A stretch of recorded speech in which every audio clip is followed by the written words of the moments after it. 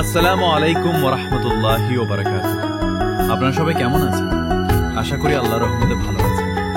আলহামদুলিল্লাহ, আমিও আল্লাহর রহমতে ভালো আছি। আমার নাম জাওয়াদ রাফসান আহমেদ।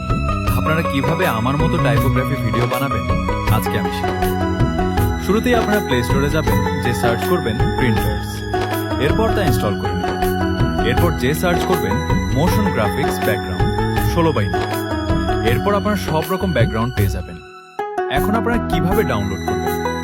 শুরুতে যে ব্যাকগ্রাউন্ড চান সেটা কপি করে নেবেন। কপি করে গুগল চলে যান, যে লিখে সার্চ করেন পিন্টারেস্ট ভিডিও ডাউনলোডার। এরপর যে প্রথম লিংক আসবে সেটার উপর ট্যাপ দেবেন। ট্যাপ দেওয়ার পর ওইখানে আপনার কপি লিংকটা দিয়ে দেবেন।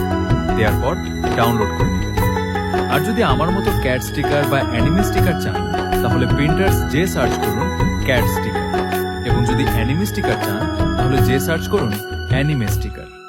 তারপর স্টিকারের নিচে 3 ডট ক্লিক করুন এবং ডাউনলোড করে নিন। তারপর আপনারা আবার প্লে স্টোরে যাবেন, যে সার্চ করবেন ইনশট। এরপর তা ইনস্টল করে নেবেন। ইনস্টল করার পর আপনারা অ্যাপের ভিতর ঢুকবেন।